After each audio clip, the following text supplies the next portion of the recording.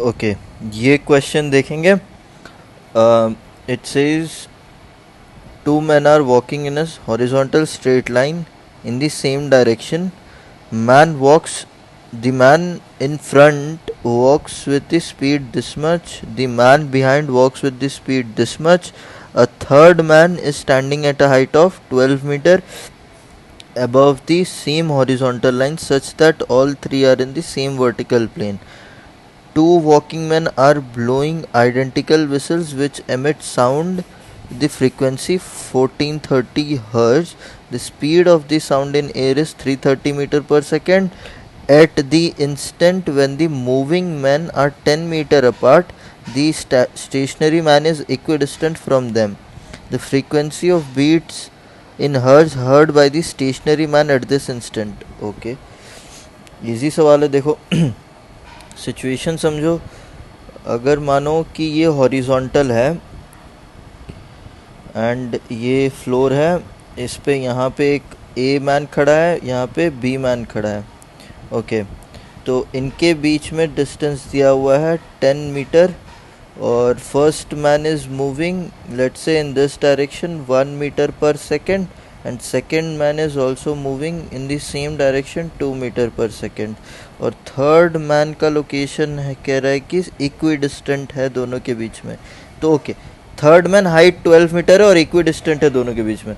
तो अगर third man height H यहाँ पे अगर खड़ा होता है ऊपर 12 मीटर पे, तो क्या इक्वी डिस्टेंट हो सकता है? नहीं. क्या थर्ड मैन अगर यहाँ पे खड़ा होगा 12 मीटर हाइट पे ऊपर, तो क्या इक्वी डिस्टेंट हो सकता है दोनों से? नहीं. तो थर्ड मैन को कहाँ पे खड़ा होना है? बीच में खड़ा होना होगा इनके बीच में. यहाँ पे अगर थर्ड मैन खड़ा होता है सी 12 मीटर हाइट पे, तब जाके आपका क्वेश्चन सही एनालाइज हो पाएगा. तो इक्विडिस्टेंट है तो यहाँ इन दोनों के बीच में डिस्टेंस कितना है? 5 मीटर. इन दोनों के बीच में डिस्टेंस कितना है? 5 मीटर. तो ए और सी को एट दी इंस्टेंट जब ये ब्लो कर रहा है हम मेजर करेंगे, तो ये क्योंकि इक्विडिस्टेंट है तो ये 5 और ये 12 राइट एंगल ट्रायंगल है. सिमिलरली तो ये वाला लेंथ आपका 13 मीटर हो जाएगा और ये वाला लेंथ भी 13 मीटर हो जाएगा. नाउ आपको ये पता है डॉपलर इफेक्ट के अकॉर्डिंगली F1 जो है वो F of the sound, frequency of the sound, this is frequency received by the observer. This is received according to Doppler effect, है ना. डॉपलर इफेक्ट तो होगा क्या? ये this is received by observer and this is frequency of sound emitted by source.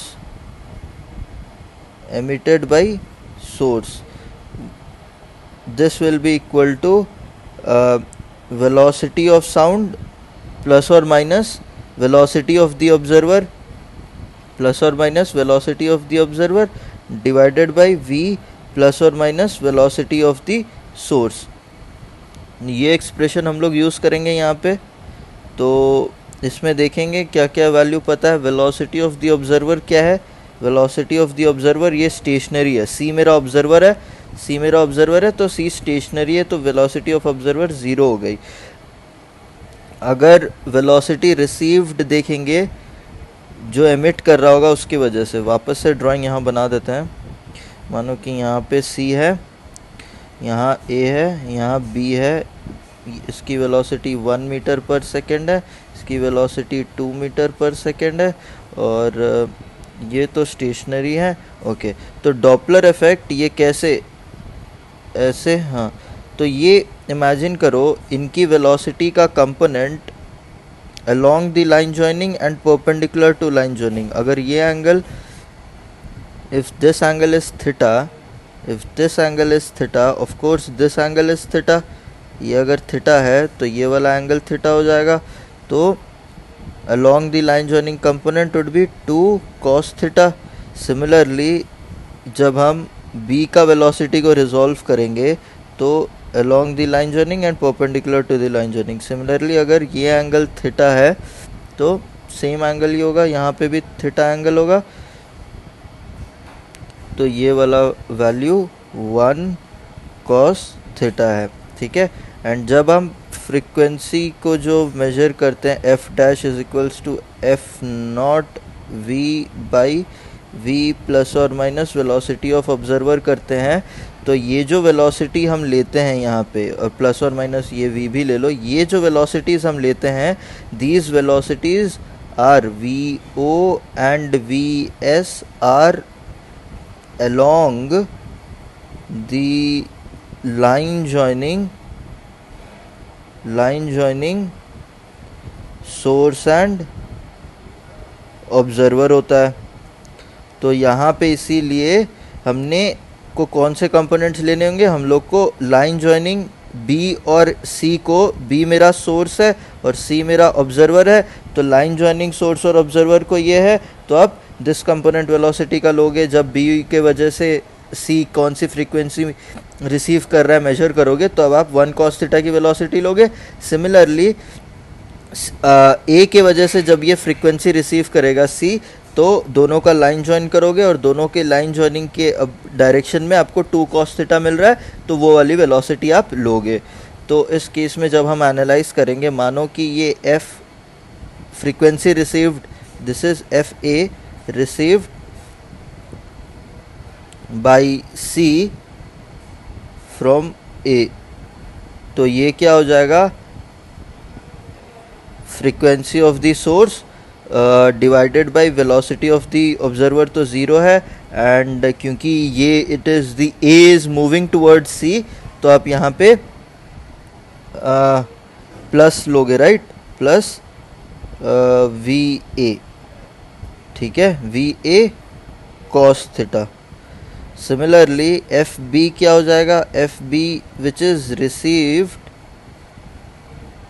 By C from A, ये क्या हो जाएगा, F not velocity of the observer zero है, ये B is moving away from C, तो V mine okay, यहाँ पे add होगा, यहाँ पे ऐड होगा कॉस थीटा, यहाँ पे माइनस होगा, यहाँ पे ऐड होगा, यहाँ माइनस होगा, बिकॉज मूविंग क्लोज है तो माइनस हो जाता है, और मूविंग टूवर्ड्स है because V A is moving towards C, तो इसीलिए यहाँ पे माइनस है, एंड यहाँ V B is moving away from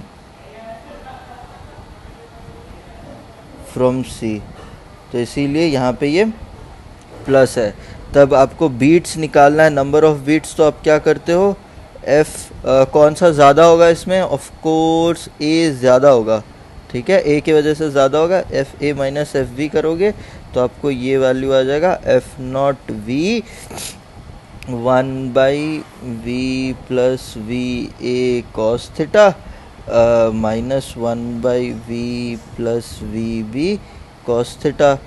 तो ये जब सॉल्व करेंगे हम लोग को मिलेगा एफ नॉट वी, न्यूमरेटर में वी दोनों जगह कैंसिल, यहाँ पे minus sign, yes minus sign missing है, माइनस साइन लगाएंगे, ओके, तो वी ए, तो ये वी ऐड हो जाएगा V B plus V A cos theta, and denominator में तो वो वैसे ही रह जाएगा वी ए कॉस थीटा और V plus V B cos theta. Now अब हम सब वैल्यू सब्सटीट्यूट करेंगे। आपको वैल्यूज़ एफ नॉट की क्या दी हुई है, वैल्यूज़ एफ नॉट की दी हुई है 1430, वैल्यूज़ एफ नॉट की 1430 दी हुई है।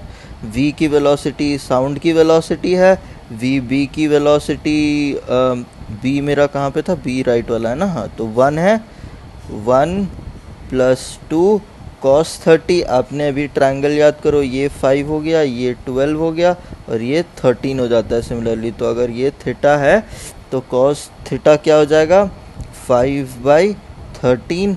सिमिलरली अब इसको डिवाइड करोगे, 330 minus V A is 2 multiplied 5/13 and this V B 330, V B क्या है, V B is 1 multiplied by 5/13, तो जब ये सॉल्व करोगे आई थिंक ये अप्रॉक्सीमेटली वैल्यू 5 आएगा। तो नंबर ऑफ बीट्स हर्ड ये हर्ज में है, हर्ज में ही आंसर मांगा हुआ है, तो ये आपका रिक्वायर्ड रिजल्ट हो गया।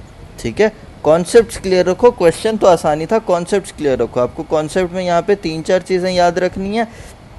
पहला तो ये डॉपलर इफेक्ट होगा, ये वाली पार्ट याद रखनी थी आपको, ये फ्रीक्वेंसी। ठीक है, दूसरी पार्ट ये रखनी थी कि वी और वी नॉट जो है आपको along the line joining source and observer लेते हो तो आपको इनके कंपोनेंट्स लेने होंगे। यहाँ पे आपको इनके कंपोनेंट्स लेने होंगे और वो कंपोनेंट्स जैसे ही लिखोगे तो आपको आंसर तो आ जाएगा। एंड बीट्स के लिए आप हमेशा डिफरेंस ऑफ द फ्रीक्वेंसी लेते हो, ये एक चीज़ हो गया। ठीक है, और ये क्वेश्चन के स्टेटमेंट से आपको ड्राइंग बनाना आना चाहिए था, बिकॉज ये दिया हुआ नहीं है कि एग्जैक्टली बीच में ही है, तो आपको कन्फ्यूजन हो सकता था कि सी दोनों के लेफ़्ट साइड पे है या दोनों के राइट साइड पे है या बीच में। क्योंकि इक्विडिस्टेंट दिया हुआ है तो आपको एनालाइज करके करना होगा कि ये ए और बी के बीच में C at a height of 12 metre place रहेगा। बाकी तो आंसर निकालना आसान है। ठीक है, ओके, थैंक यू।